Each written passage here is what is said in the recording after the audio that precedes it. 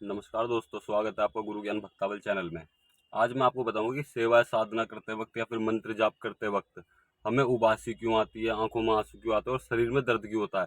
कई बार ऐसा भी होता है कि तेज हवा का झोंका आ गया, हमें ज़्यादा पसीना आ रहे हैं तो तेज हवा का झोंका आ गया, या फिर हमें बहुत ज़्यादा गर्मी लगने लग गई। कई बार ऐसा भी होता है कि हमारा पसीना आ रहा है तो ऐसा लगता है कि पसीना बहुत ज़्यादा दर्द कर रहा है, वो चल रहा है तो बहुत दर्द हो रहा है कि कोई कीड़ा चल रहा है, या फिर हमारे कोई दर्द मतलब कि कुछ दर्द महसूस हो रहा है हमें पसीना चलने पर भी। ठीक है, और शरीर में कई बार ऐसा होता है कि खुजली भी मचने लग जाती है। तो इन सब के कारण मैं आपको बताऊं कि ये सब होता क्यों है।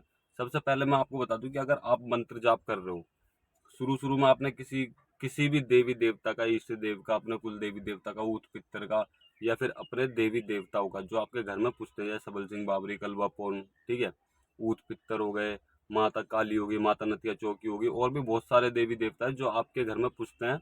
तो उन्हों के जैसे हम मंत्र जाप कर रहे हो तो हमें उबासी आएगी, शुरू में नहीं आएगी।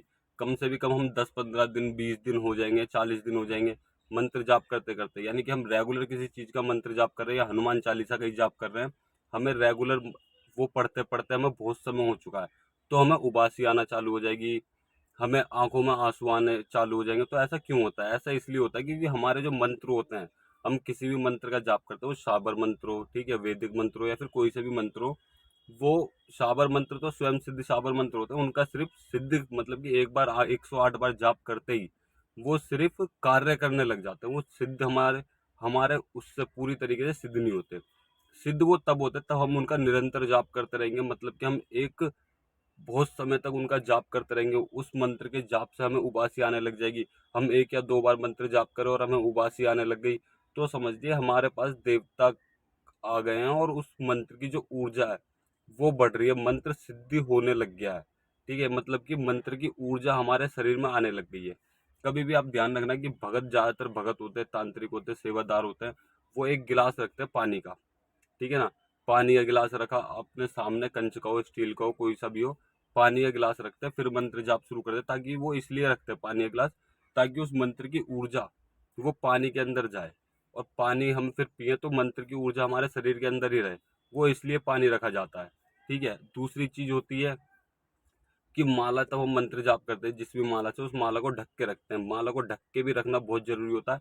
अगर आप उसे अपने साथ ग्रहण मतलब कि ग्रहण नहीं कर सकते, यानी कि पहन नहीं सकते 24 घंटे, आप सिर्फ उसको उतार के घर पे रख देते हो या फिर अपने स्थान पे रख देते हो, पूजा स्थान पे रख देते हो, तो आप उसको किसी भी कपड़े से ढक सकते हो, साफ कपड़े से उसको ढक के रखे, ताकि उसकी ऊर्जा, माला की ऊर्जा ना निकले। तो वो इसलिए रखे जाते हैं कि हम किसी समय पे मतलब कि कोई से भी हम मंत्र का जाप करते हैं काफी लंबे समय तक, तो उस मंत्र की जो ऊर्जा होती है वो हमारे शरीर में प्रवेश करती है, और संकेत ये अच्छे होते हैं। मतलब कि अगर हमें सपन मतलब कि हमें उबासी आ रही, तो वो मंत्र की जो एनर्जी है, जो ऊर्जा, वो हमारे शरीर में आ चुकी है, हमें उस मंत्र की सिद्धि प्राप्त होने लग गई है।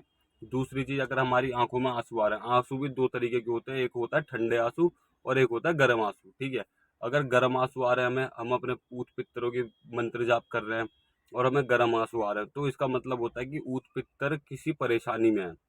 ठीक है, तो फिर आप इसके द्वारा उन ऊत पित्तरों के आप गंगा जी नहा सकते हो, उनका भोग प्रसाद दे सकते हो, उनकी रोटी दे सकते हैं गाय को, और भी बहुत सारे उपाय हैं। अगर आप ये चीज़ें जानना चाहते हो तो आप कमेंट कर दीजिएगा, मैं इसके ऊपर डिटेल में वीडियो बनाऊंगा कि अगर ऊत पित्तर परेशान हैं तो उनको उस परेशानी से किस तरीके से निकाला जाए। ठीक है, क्योंकि आप ऊत पितरों से बोल देते हो कि आप परेशान हो, तो वो आपको तो उस परेशानी से निकाल देते हैं, लेकिन आप किस तरीके से निकालोगे उन्हें, या आपके देवी देवता किसी परेशानी में, तो उन्हें किस तरीके से निकालोगे। देवी देवता भी परेशानी में आते हैं। ठीक है, तो आप मुझे कमेंट कर दीजिएगा, मैं इसके ऊपर भी एक डिटेल में वीडियो बना दूंगा आपके लिए। और आपको मैं बताऊं, उबासी जो, अगर ठंडे आंसू आ रहे हैं, ठीक है, कई बार ऐसा होता है कि हम सेवा साधना कर रहे हैं तो हमें उबासी के बाद में ठंडे आंसू आते हैं, तो उसका मतलब होता है कि आपके ऊत पितर खुश हैं, आपके देवी देवता खुश हैं। तो इसका ये मतलब होता है, अगर हमारे शरीर में दर्द हो रहा है तो समझ जाइए कि देवी देवता हमारे शरीर में प्रवेश कर रहे हैं, तब हमारे शरीर में दर्द होता है। अगर हमारे मुंह पे जैसे पसीना आता है, ठीक है, तो वो ऐसा लगता है जैसे कोई बहुत ज्यादा दर्द हो रहा है, हमारे पसीना चल रहा है तो बहुत ज्यादा दर्द हो रहा है हमें। तो वो किस लिए होता है? वो हमारी परीक्षा होती है, देवी देवताओं की परीक्षा होती है कि इसका सेवा में से, साधना में से इसका मन हटेगा या नहीं हटेगा। और कई बार ऐसा होता है हमारे शरीर पर खुजली मचने लग जाती है, हम फिर मंत्र जाप करते करते वहाँ पे खुजाने लग जाते हैं, तो हमारा सेवा साधना पे से, मंत्र जाप पे से ध्यान हट जाता है। हमारा ध्यान वहीं जाता है जहाँ हमें खुजली हो रही है। कई बार ऐसा होता है कि हमें मंत्र जाप कर रहे हैं, हमें बहुत ज़्यादा गर्मी लगने लगी, पसीना पसीना हो गया, बहुत ज़्यादा गर्मी लग रही है, और हमने एकदम से मन में आ गई कि भाई बाबा बहुत ज़्यादा गर्मी लग रही है, माता बहुत ज़्यादा गर्मी लग रही है, तो ठंडे हवा के झोंके चलने लग जाएंगे। चाहे आप बंद कमरे के अंदर बैठे हो तो ठंडी ठंडी हवा लगने लग जाएगी आपको। आपको महसूस होगा कि आपके पास ठंडी ठंडी हवा आ रही है, आपको ठंडा सा महसूस होगा। कई बार ऐसा होता है आपको कपकपी आ रही है, तो उसका भी मतलब ये होता है आपके देवी देवता आपके पास आ चुके हैं। कपकपी ज़्यादातर तब आती है तब आपके ऊत पित्तर पास में होते हैं, ठीक है। तो इसलिए ज़्यादातर कपकपी आती है। कपकपी आ रही है, आप तब आपके मन से आ जाएगी बाबा जी अब तो ठंड लग रही है, तो आपको नॉर्मल हो जाएगा, आपका कमरा में थोड़ा तापमान बढ़ जाएगा। तो ये भी देवी देवताओं के लक्षण होते हैं कि आपके पास देवी देवताओं की शक्ति आ रही है और उनकी ऊर्जा आप तक पहुंच रही है, उनके मंत्र जाप का फल आपको प्राप्त हो रहा है। और भी बहुत सारी चीज़ें होती हैं, आप डिटेल में जानना चाहते हो मुझे कमेंट करना, मैं पूरी डिटेल में इस चीज़ के ऊपर वीडियो बनाऊंगा।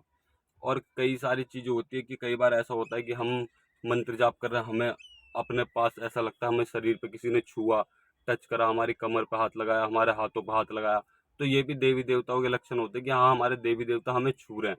कई बार ऐसा होता है कि हमारे कान में कुछ आवाज़ आ रही है अजीब सी, हमें लेकिन पता नहीं चल पा रहा है क्या चीज़ खाई की आवाज़ है, हमारे कान बंद हो जाएंगे, हमें सीटी सी सुनाई आएगी। तो ये वो होता है कि हमारे देवी देवता हमसे बात करना चाह रहे हैं, हमसे कुछ कहना चाह रहे हैं, इसके ये लक्षण होते हैं। और भी कई तरह के लक्षण होते हैं, अगर आप मुझसे पूरे लक्षण जानना चाहते हो तो आप मुझे कमेंट करिएगा, मैं आपको पूरी डिटेल में वीडियो बना के दूंगा कि किस किस तरीके के, कौन कौन सी सेवा में और साधना के समय पे जो जो हमें लक्षण यानी कि अनुभव होते हैं उनका मतलब क्या होता है, उनसे क्या क्या समझ में आता है कि हमें हमारे देवी देवता ये कहना चाहते हैं या फिर इस चीज़ के लिए बोल रहे हैं या फिर कुछ चीज़ खाने के लिए मांग रहे हैं। कई बार तो ऐसा होता है देवी देवताओं की आप साधना कर रहे हो, सेवा कर रहे हो, तो देवी देवता आपसे खुद बोलेंगे कि भाई मुझे ये चीज़ खानी है, मुझे ये चीज़ चाहिए, तो वो चीज़ें आपको देवी देवताओं को लान के देनी पड़ती है।